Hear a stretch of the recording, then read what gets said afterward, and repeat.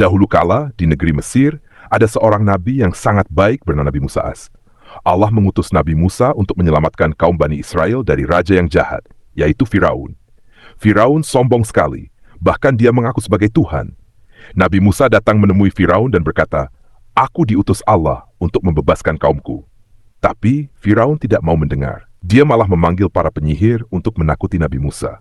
Para penyihir melemparkan tali-tali mereka, dan tiba-tiba tali itu berubah jadi ular-ular yang besar. Tapi Nabi Musa tidak takut. Dengan izin Allah, Nabi Musa melemparkan tongkatnya ke tanah. Ajaib! Tongkat itu berubah menjadi ular yang sangat besar, lalu memakan semua ular para penyihir. Semua orang terkejut. Para penyihir langsung sujud, percaya kepada Allah. Tapi Firaun tetap jahat.